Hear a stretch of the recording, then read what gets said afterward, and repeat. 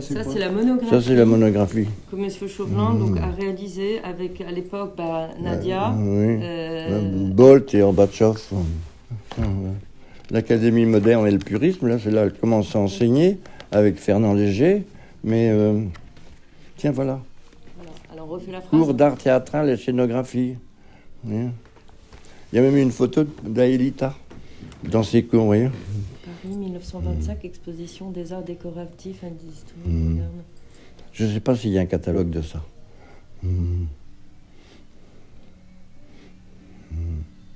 Ah, par contre, si, je crois. Je l'ai même. Vous avez le catalogue De l'exposition des arts déco. Ah non, dans lequel Exter est encore un personnage important avec les soviétiques. Elle a gagné la médaille d'or. Hein, oui. Elle est encore une des directrices. Vous avez ce catalogue? Je l'ai.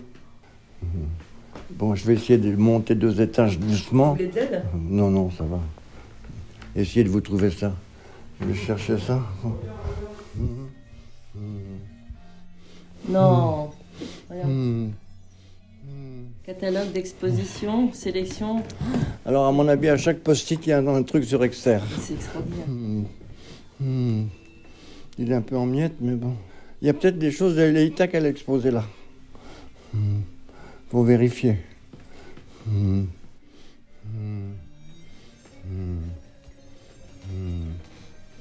Oh, c'est les projets pour Hermès. Elle a travaillé.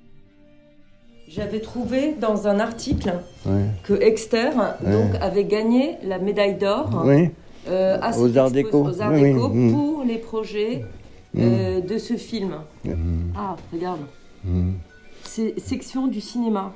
Tableau extrait du film suivant. Aelita, mise en scène. Protozonov, ça vous l'avez trouvé là? Ouais. Le théâtre Kamerny expose des maquettes des peintres. Donc la Koulov, Exter, faut lire, il y a beaucoup de choses à dire. Elle était aussi très connue pour ses costumes et ses décors de théâtre. D'ailleurs, elle le signifie. 208 à 211, Exter, dessin et costume pour la même mise en scène. Elle a beaucoup travaillé pour le théâtre Kamerny, mais Kustodiev, Fedorovski, Kolbe. Voilà, Exter, esquisse de costume pour l'arbre de Noël. Voilà, Exter, maquette pour Salomé d'Oscar Wilde. Exter, dessin de costume pour la même mise en scène.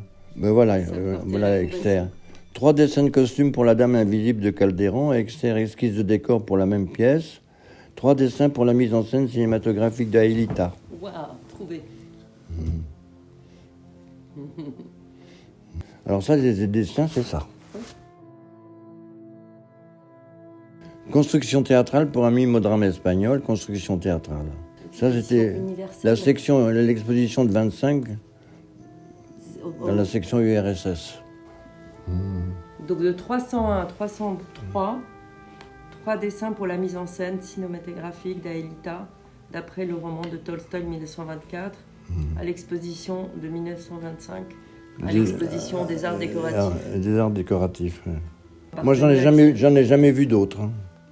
Même à mon plus petite dimension, à ma connaissance. Hein. Elle est notée quelque part comme une des organisatrices des choses de théâtre en Russie. Si mes souvenirs sont bons. Hein.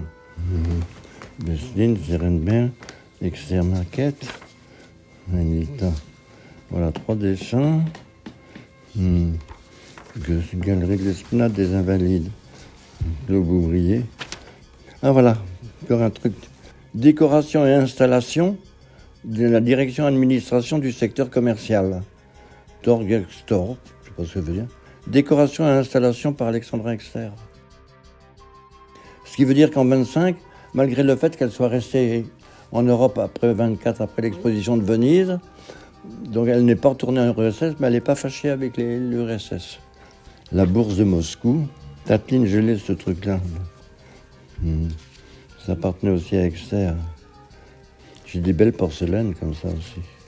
Je revérifierai quand même. Je vais juste faire les photos. Ça, c'est très précieux. Voilà, on va doucement.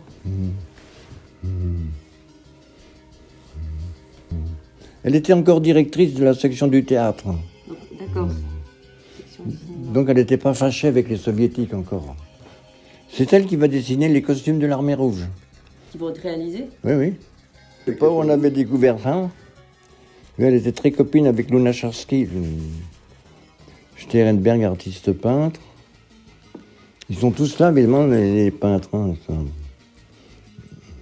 Melnikov, l'architecte. Si, Oh, c'est introuvable tout ça. Oui, c'est introuvable, je sais. Tiens, ça c'est... Exter, elle a écrit le premier livre sur Picasso en russe. Parce qu'en 1915-16, elle a écrit le premier livre sur Picasso, en russe. Elle avait des très beaux tableaux de Picasso. Mais ils ont disparu. On ne sait pas si elle les a laissés en Russie, si elle les a revendus ici. Même dans les documents de l'époque, ça n'a pas l'importance que ça a maintenant, quoi.